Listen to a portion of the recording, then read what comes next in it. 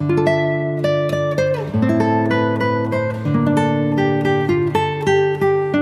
Guys, welcome back to my channel. So guys, आज मैं आपके लिए लेके आया हूँ tale of the nine tail के एपिसोड 3 की एक्सप्लेनेशन। अगर आपने इससे पहले के एपिसोड नहीं देखे तो आप उन्हें हमारे चैनल पे जाके देख सकते हैं, और साथ ही में मैं उन वीडियो के लिंक नीचे डिस्क्रिप्शन में भी दे दूंगा, तो आप उन्हें भी चेकआउट कर सकते हैं। और मैं आपको रैंडम सीन हटाकर मेन स्टोरी के हिसाब से एक्सप्लेन करूंगा। तो एपिसोड 3 की स्टार्टिंग में हमें यहाँ दिखाया जाता है कि यहाँ पे कुछ जापानीज सोल्जर्स ना यहाँ पे होंजू की एक लड़की को परेशान कर रहे थे और साथ ही में उसके साथ जबरदस्ती भी कर रहे थे। तभी यहाँ पे अचानक से होंजू भी वहाँ आ जाती है और वो भी यहाँ पे फिर अपना ड्रेस रिमूव करने लग जाती है और उनसे ये सौदा करती है कि अगर वो लोग उनसे जिनपिंग कंपटीशन में जीत जाएंगे तो वो जो चाहे ना होंजू के साथ में कर सकता है। तो ये बात सुन के ये ऑफिसर तो शॉक हो गया था और वो भी ना फिर इस बात के लिए असल में तैयार हो गया था। वही दूसरी तरफ यहाँ योंग सोंजू के साथ बैठ के खाना खा रहा था। तो असल में यहाँ पे फिर योंग ना उसे उस मास्क मैन के बारे में बता रहा था कि मैं ना असल में उसके पीछे ही यहाँ पे आया हूँ। और साथ ही में यहाँ पे सोंजू के ये कहने पर कि रैम को हमें ना सब कुछ सच बता देना चाहिए कि 1 महीने बाद ना तुम अपनी टाइमलाइन में वापस चले जाओगे। ये बात सुन के यहाँ पे योंग भी काफी ज्यादा सैड होके उससे कह रहा था कि टाइम आने पे ना उसे सच का पता फिर चल ही जाएगा। लेकिन यहाँ पे हम तो जानते हैं कि उसने ना ये सारी बातें बाहर से सुन ली थी और वो भी ना असल में उदास होके फिर वहां से चला गया था। वही जब हमें यहाँ पे योंजू को फिर से दिखाया जाता है कि यहाँ पे उसका भी ना कंपटीशन स्टार्ट हो चुका था, पर यहाँ पे हमें दिखाया जाता है कि होंजू अकेले एक तरफ और ये सारे ही जापानीज सोल्जर एक तरफ थे। पर वो कहा जानते थे कि होंजू असल में एक माउंटेन गॉडेस है और उसके पास काफी पावर्स भी है, इसलिए इनमें से कोई भी ना उसे बीट नहीं कर सकता। और यहाँ पे योंग भी खड़ा हुआ ये सब देख रहा था और वो सोच रहा था कि आज तो इनकी शामत आके ही रहेगी, क्योंकि उन लोगों ने होंजू से जो पंगा लिया है। तो ऐसे ही चलते हुए ना वो जापानीज सोल्जर हार जाते हैं और उनका जो कैप्टन होता है वो यहाँ पे जाते समय उस लड़की को एक थप्पड़ मार के चला जाता है। तो इस बात पे होंजू को तो काफी ज्यादा गुस्सा आ रहा था और इसके बाद में यहाँ पे वो फिर उस ऑफिसर को ना बहुत अच्छा मजा भी चखाती है, यानी कि उसके सारे ही कर्मों की सजा ना उसे इसी जन्म में मिल चुकी थी। तो असल में योजिरा उसे जान से ही मार दिया था। वही इधर जब रैम को दिखाया जाता है कि सब कुछ सच जानने के बाद ना वो काफी ज्यादा दुखी हो गया था और वो यहाँ पे बार में बिल्कुल अकेला बैठा हुआ था। तभी यहाँ पे उसे ना वही पे वो शॉपिंग वाली लड़की वहाँ मिल जाती है और इस लड़की का नाम ना असल में हारी है, जिसका असल में सपना होता है कि वो ना एक बहुत बड़ी सिंगर बने। पर हमें यहाँ पे फिर पता चलता है कि असल में ये तो एक मरमेड है। तो वही का एक आदमी ना उसे काफी ज्यादा छेड़ने लग जाता है। तो फिर क्या था, यहाँ पे रैम बीच में आके ना उसे भी मजा चखा देता है। तो इस बात से हारी तो काफी ज्यादा इम्प्रेस हो गई थी। जब यहाँ पे रैम वहां से जा रहा था तो वो उसके पीछे जाके उसे ना कोई चीज देती है और उससे कह रही थी कि जब भी तुम मुसीबत में हो तो मुझे याद जरूर करना और मैं हमेशा ही तुम्हारे पास रहूंगी। ये सब कह के वो वहां से चली जाती है और हमें यहाँ दिखाया जाता है कि उसने जो चीज दी थी ना उसे वो चमकने लग गई थी। वही जब हमें दूसरी तरफ हमें यहाँ पे मुनयोंग को दिखाया जाता है, जो कि असल में एक ना बहुत ही अजीब से काली सी जगह पे पहुंच चुका था, जहाँ पे एक मॉन्क था। वो उसे यहाँ पे रोक रहा था और उससे कह रहा था कि तुम्हारे अंदर से ना ब्लड की स्मेल आ रही है, यानी कि तुम एक अधर्मी हो। मैंने 500 साल तक इस गुफा की रक्षा की है, इसलिए तुम अंदर नहीं जा सकते। अगर तुम यहाँ पे चले गए और वो सील टूट गया तो सभी डीमंस ना बाहर आ जाएंगे। लेकिन वो तो यहाँ पे उसकी कहा सुनने वाला था। वो यहाँ पे उसके सिपाहियों से लड़ने लग जाता है। तो वो यहाँ पे असल में थोड़ा ना कमजोर पड़ रहा था और फिर जब वो यहाँ पे फिर से एक स्पेल पड़ता है तो फिर यहाँ पे उस मॉन्क के जितने भी सिपाही थे ना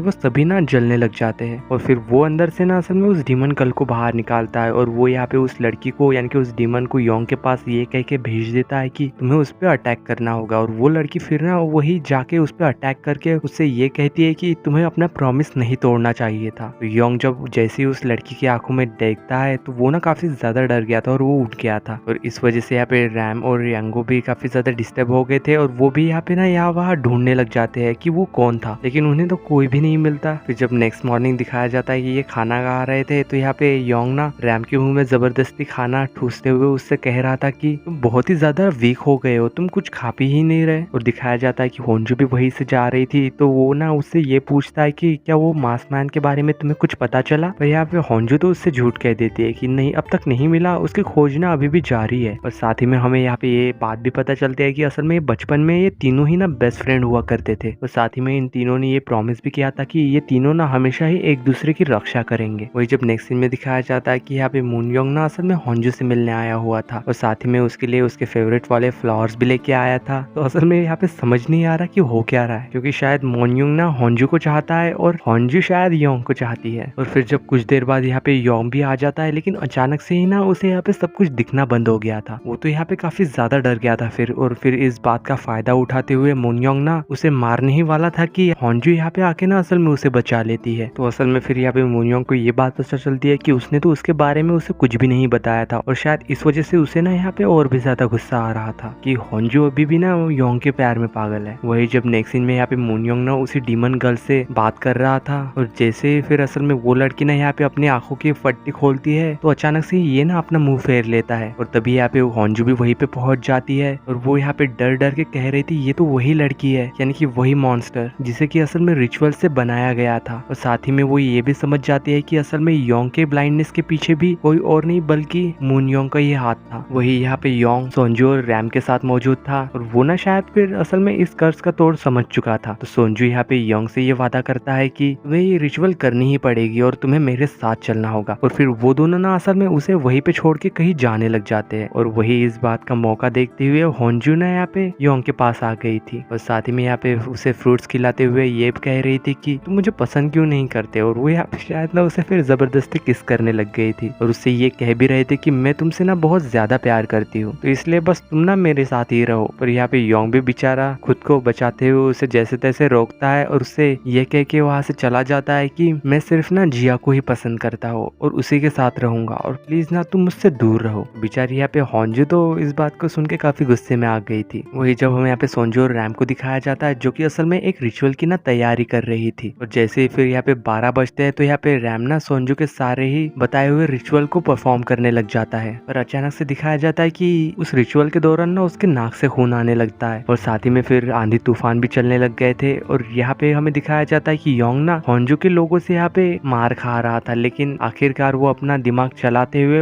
एक इलेक्ट्रिसिटी पोल को ही ना काट देता है और वो यहाँ पे सभी टाउन की बिजली को ही गोल कर देता है। और फिर वो यहाँ पे सभी लोगों को अंधेरे में ना एक एक करके मार रहा था। और जब यहाँ पे होंजू हारने के बाद ना अपने सभी साथियों के साथ योंग को मुनयोंग के हवाले करके वहां से जाने लग जाती है। वो असल में यहाँ पे फिर वहां से सीधा ना आफ्टर लाइफ इमिग्रेशन यानी कि उसी डेलुका के पास पहुंच चुकी थी और फिर वो डेलुका उसे ये कहते हुए सजा सुनाने लग जाती है कि उसने ना असल में बहुत सारे निर्दोष लोगों को भी मारा है। और वही यहाँ पे बेचारे योंग, उसे तो कुछ दिखाई ही नहीं दे रहा था और वो पूरे टाउन में ना ऐसे ही घूम रहा था। और तभी यहाँ पे अचानक से ना एक तीर आके उसके सामने लगता है जिसमें कि असल में एक लेटर लिखा हुआ था। और तभी यहाँ पे फिर वो डीमन गर्ल भी वहाँ पे पहुंच चुकी थी, लेकिन यहाँ पे योंग को तो ये बात पता नहीं थी। वो तो यहाँ पे उसे एक बस नॉर्मल सी लड़की समझ रहा था, इसलिए वो यहाँ पे फिर उसे ना कंधे पे बिठा के उस लेटर वाली लोकेशन पे लेके चला जाता है जहाँ पे असल में रैम और सोंजू को ना बांध के रखा हुआ था और उन दोनों को ना असल में मुनयोंग ने कुएं में फेंक दिया था। वही दिखाया जाता है कि मुनयोंग ने भी योंग पे हमला कर दिया था और उस वजह से वो भी काफी ज्यादा जख्मी हो गया था और उससे कह रहा था कि तुम हो कौन, सामने क्यों नहीं आते, मैं तो तुम्हें जानता भी नहीं हूँ और तुम जो कुछ भी हो मेरे भाई और सोंजू को इस चीज में मत घसीटो, उन दोनों को जाने दो। तभी यहाँ पे फिर वो ना अचानक से अपनी सुपर